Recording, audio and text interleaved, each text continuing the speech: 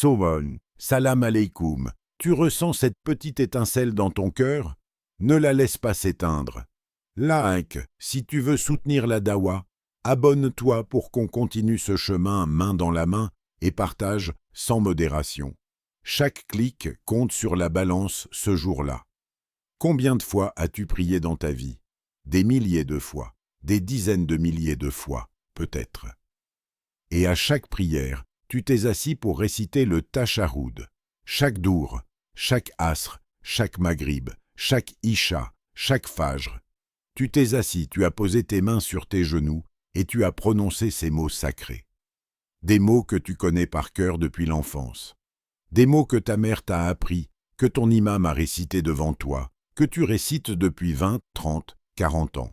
Et si je te disais qu'il existe des erreurs précises dans le Tashahoud, des erreurs que des millions de musulmans commettent chaque jour sans le savoir, qui peuvent, selon les savants, rendre ta prière invalide ou fortement déficiente? Non, ce n'est pas pour te faire peur.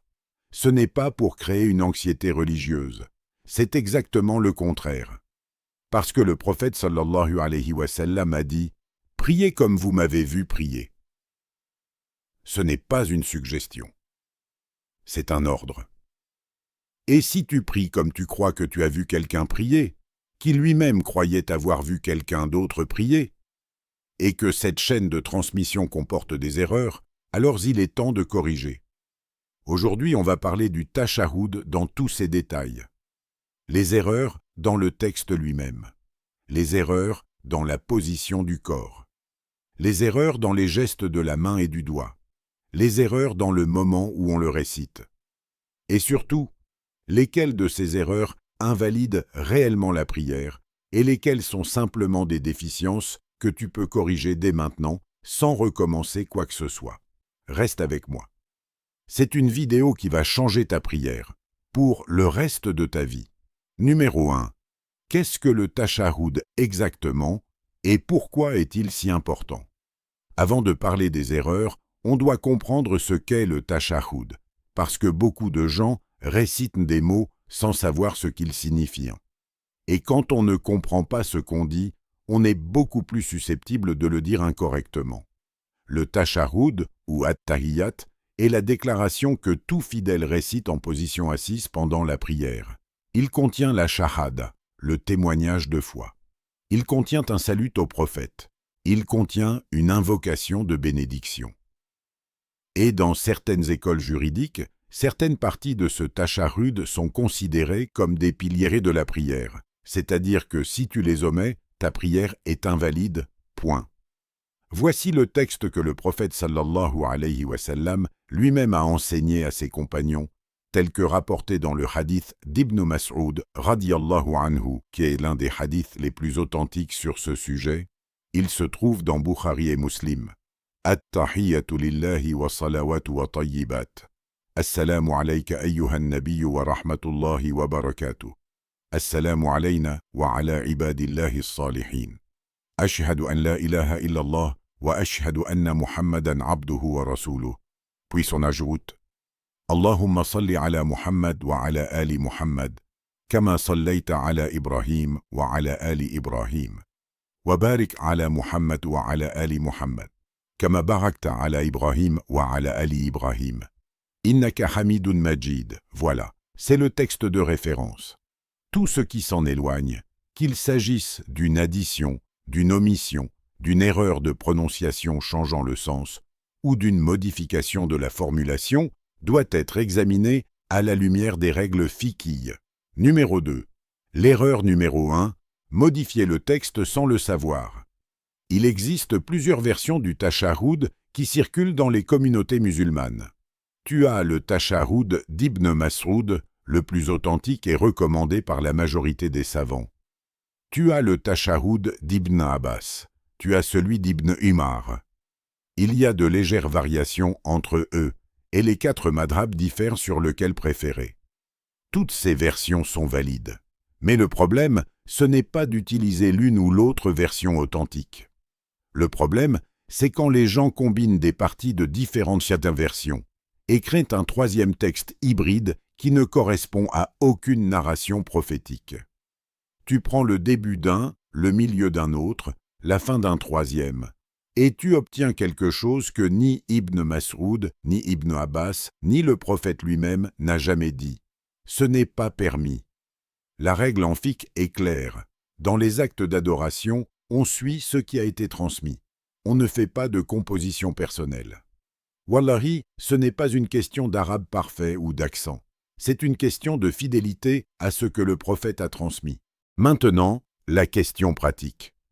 Est-ce que ça invalide la prière? Si une personne modifie des mots au point de changer le sens, par exemple si elle dit « Ashhadu anna Muhammadan abduhu wa nabiyyu » au lieu de « Rasulur », certains savants considèrent que ça reste valide car le sens est proche.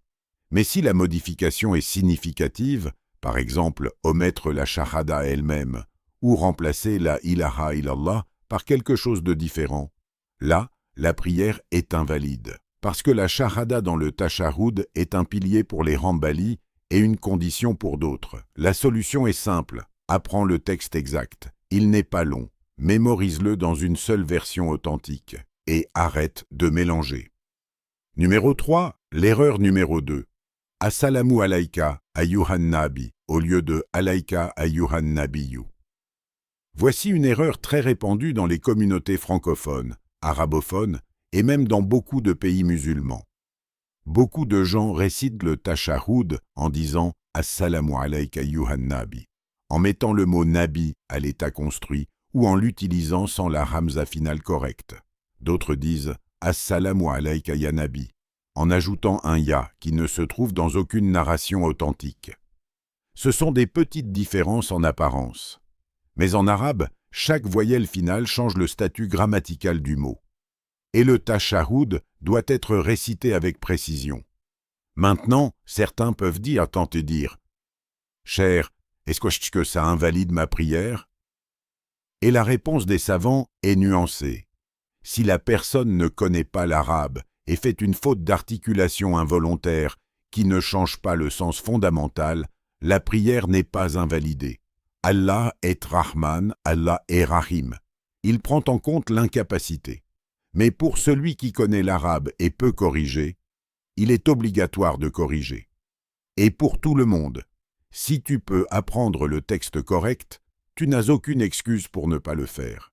Ibn Mas'ud, radiyallahu anhu, rapporte que le prophète sallallahu alayhi wa sallam lui a saisi la main et lui a enseigné le tashahhud comme on enseigne une sourate du Coran, mot par mot, avec soin, avec précision. Cela nous montre l'importance que le prophète lui-même attachait à la précision de cette récitation. Numéro 4. L'erreur numéro 3.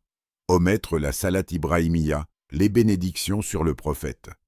C'est peut-être l'erreur la plus commune dans les prières rapides.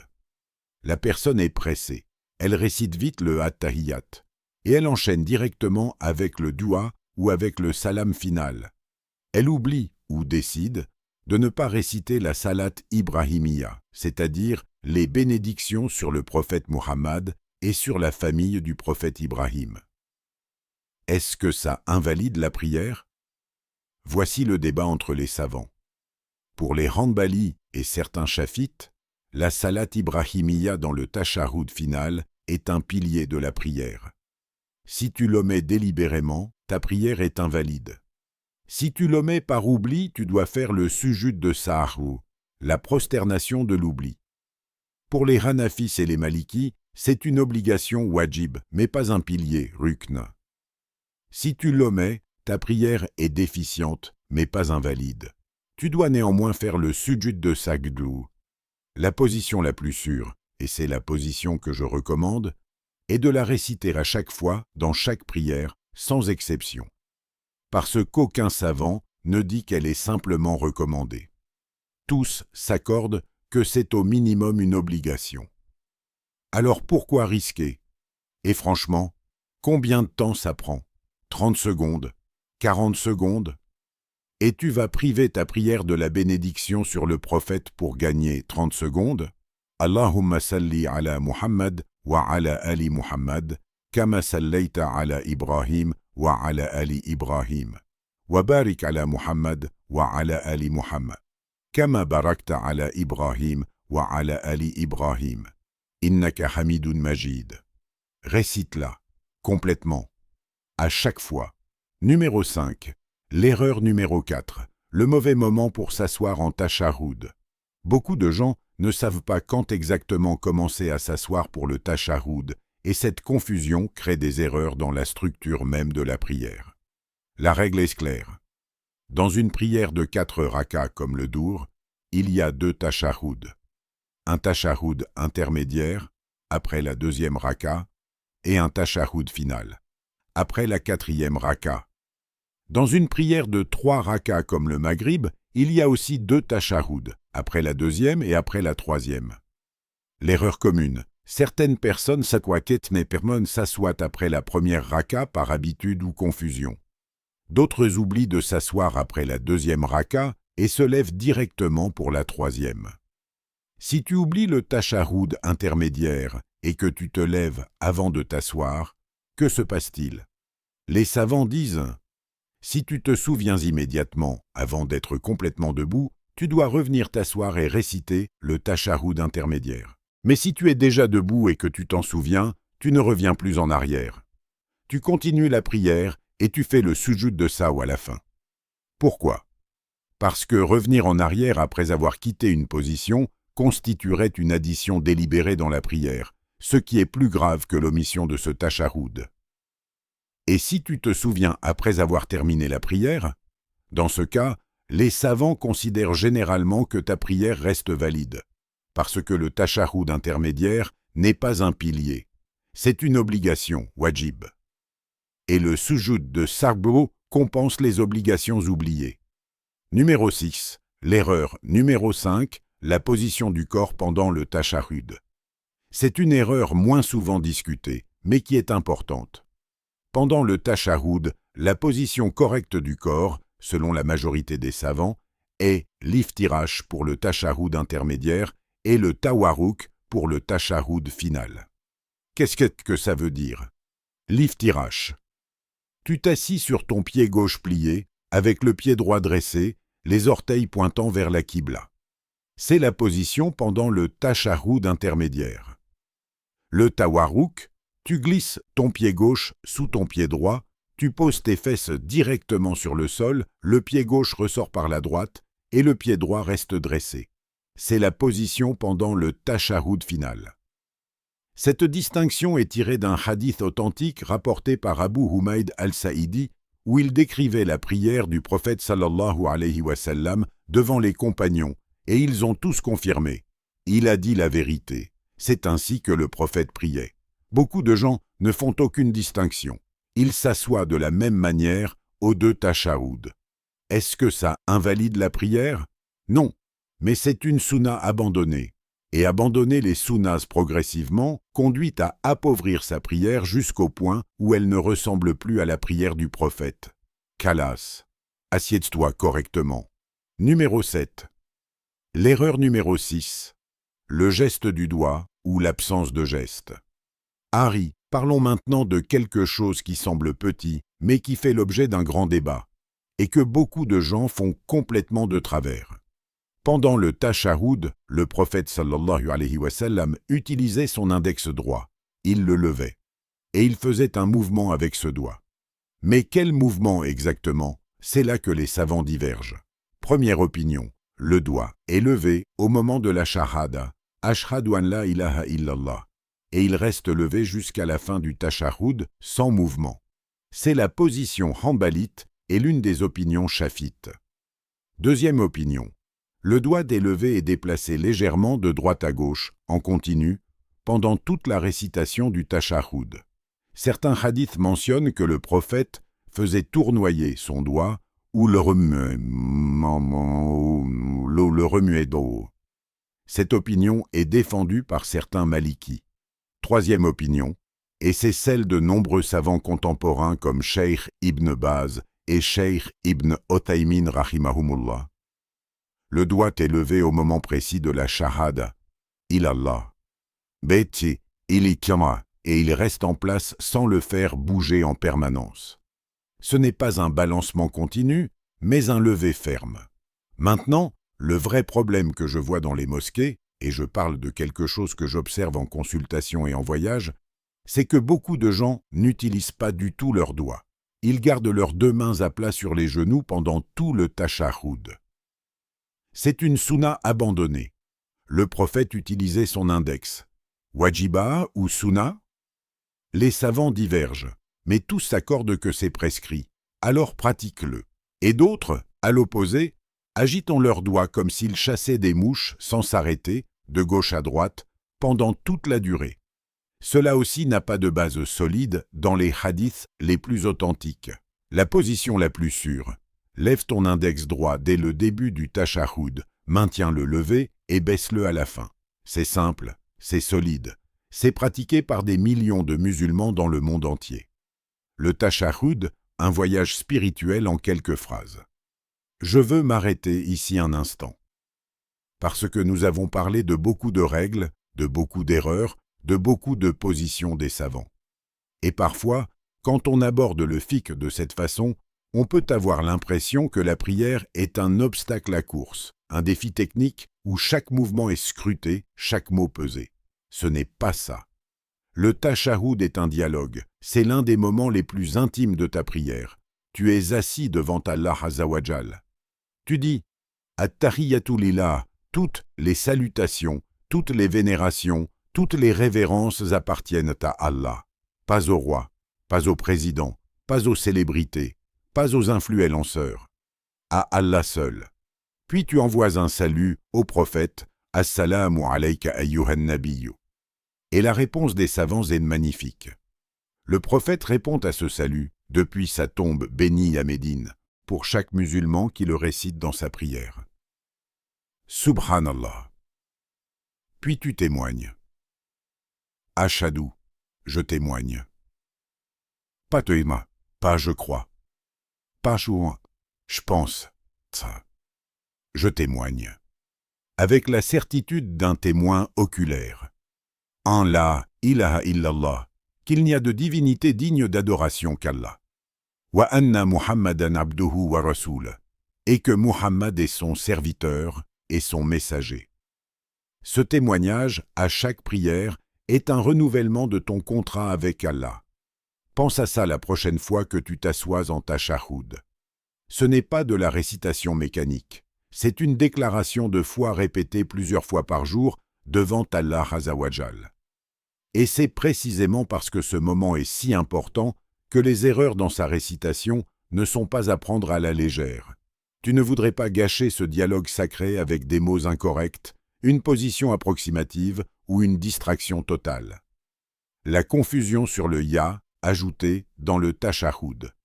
Je veux aborder un point qui crée beaucoup de débats dans certains pays, notamment en Afrique de l'Ouest et dans certaines communautés soufis.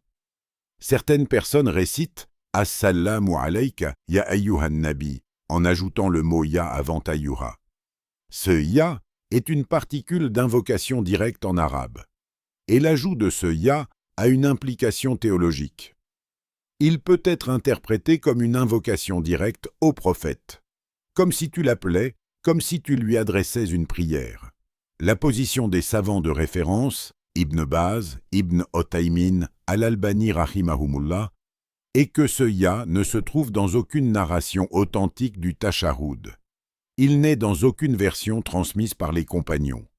Et son ajout, au-delà d'être une modification non fondée du texte de la prière, peut ouvrir la porte à des problèmes théologiques sérieux. Le texte correct n'a pas ce « ya ». Et pour que notre prière soit conforme à la sunna, nous suivons ce qui a été transmis, pas ce qui a été ajouté. Est-ce que ça invalide la prière d'une personne qui a grandi en récitant cela sans le savoir? Allah est alam. Mais maintenant que tu sais, tu dois corriger. Question de Fatou, Dakar, Sénégal. Cheikh, j'ai appris le tashahhud depuis petite avec ma grand-mère, et elle m'a appris une version qui contient des mots supplémentaires que je ne trouve dans aucun livre. Ma grand-mère est une femme pieuse, et je n'ose pas lui dire qu'elle avait tort. Que faire? Sœur Fatou, wallahi, je comprends ta situation. Et d'abord, Ta grand-mère est une femme pieuse qui t'a transmis ce qu'elle connaissait, avec amour et intention sincère. Personne ne met en doute sa piété ni son amour pour Allah. Mais la question n'est pas « Est-ce que grand-mère avait tort dans son intention ?» La question est « Est-ce que les mots qu'elle a transmis correspondent à ce que le prophète sallallahu alayhi wa sallam a enseigné ?» Et si ce n'est pas le cas, alors l'amour que tu as pour elle et le respect que tu lui portes devraient te pousser à corriger ta pratique et à corriger doucement la sienne. Parce que la vraie marque d'amour envers nos proches, c'est de vouloir pour eux ce qu'Allah veut pour eux. Et ce qu'Allah veut, c'est que sa religion soit pratiquée correctement. Va lui parler, avec douceur, avec respect, montre-lui les hadiths. Dis-lui, « Ya maman, j'ai lu ceci dans le Sahih de Bukhari. Peut-être que ce qu'on nous a transmis s'est modifié quelque part dans la chaîne. » Elle comprendra. Inch'Allah. Et si elle ne comprend pas, tu n'es responsable que de toi-même devant Allah. Apprends la version authentique et pratique-la. Numéro 1. Ne te culpabilise pas pour les années passées. Tu ne savais pas. Numéro 2. Commence à corriger immédiatement et Allah Azza wa Jal récompense l'effort. Question de Youssef, Lyon, France. J'ai un trouble obsessionnel compulsif lié à la prière. Je répète le tashahoud plusieurs fois parce que j'ai peur de l'avoir mal dit. Parfois, je le répète 5 ou 6 fois dans la même prière. Est-ce que ma prière est valide? Frère Youssef, je te réponds avec beaucoup de soin parce que c'est un sujet sérieux et délicat. Ce que tu décris s'appelle le waswas, les chuchotements du shaitan. Et le prophète sallallahu alayhi wa sallam a dit « L'un de vous viendra voir le shaitan dans sa prière qui lui fera douter de sa récitation. Et il en arrivera à ne plus savoir ce qu'il a dit. » Et neto koidira, indi neida. La solution prophétique n'est pas de répéter, c'est d'ignorer. Répéter le tashahoud plusieurs fois dans la même raka ou la même position assise invalide la prière. Parce que tu ajoutes quelque chose qui n'est pas prescrit. Tu commets exactement l'erreur que tu essaies d'éviter. La règle est simple. Tu récites le tashahoud une seule fois. Si tu doutes d'avoir bien dit un mot, tu continues. Tu ne répètes pas ce pas.